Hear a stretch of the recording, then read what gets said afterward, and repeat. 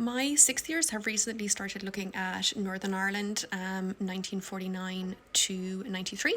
Let's have a quick run through of some background information from the kind of 20s, 30s, and 40s applicable to this time period. So in 1920, the Government of Ireland Act partitioned Ireland and created the state of Northern Ireland. This state was given its own parliament in Stormont. This Northern Parliament, it consisted of the Senate and the House of Commons. Of the 52 MPs in the House of Commons, Unionists usually accounted for at least 40 of these MPs, so they were like in a definite and absolute majority. Because of this, Unionists, who were usually Protestant, always controlled the government, and this was generally greatly resented by the Nationalist, who were usually Catholic, minority in Northern Ireland.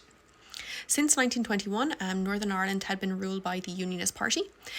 Westminster controlled aspects like foreign policy and taxation, whereas Belfast was responsible for the day-to-day running of the state, so things like education, healthcare, law and order, local government. This was essentially home rule, something that Unionists had nearly started a civil war over kind of 8 years previously. To protect Northern Ireland and secure its place in the UK, the Unionist government took some controversial steps. They introduced a Special Powers Act, which gave emergency powers to the government, for example, things like internment without trial.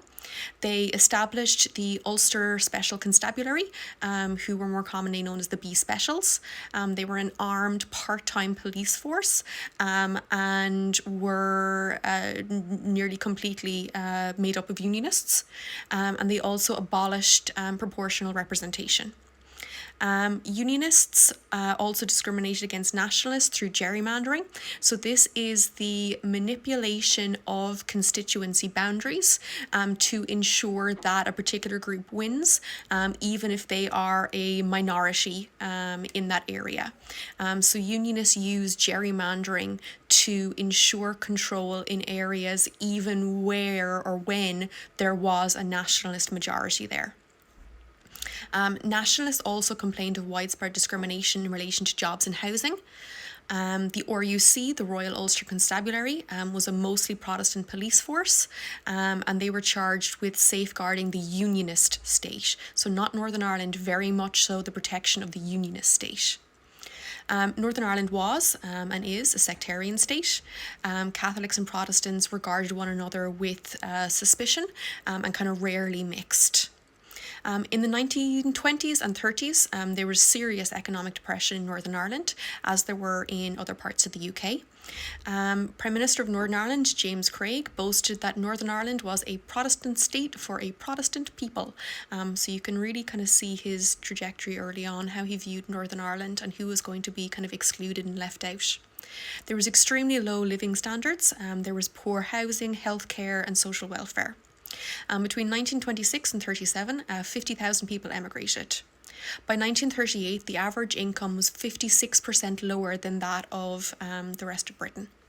This all changed, however, with World War II. Northern Ireland took full part in the war.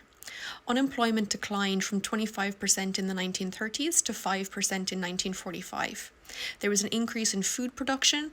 Harland and Wolff created ships. Shorts were responsible for the development of aircraft. There was engineering factories, and all of these went into full production. During the Belfast Blitz, 1,100 people were killed, 56,000 houses were destroyed, and £20 million worth of damage was done. This war experience strengthened the bond between Northern Ireland and Britain. Churchill was defeated in the 1945 general election, and he was replaced by a Labour government under Prime Minister Attlee. In April of 1949, the Republic of Ireland was established. However, instead of weakening the relationship between Northern Ireland and Britain, this strengthened the relationship between Northern Ireland and Britain, as Prime Minister Attlee passed the Ireland Act of 1949, which stated that Northern Ireland would remain part of the UK unless a parliament in Belfast voted against the Union.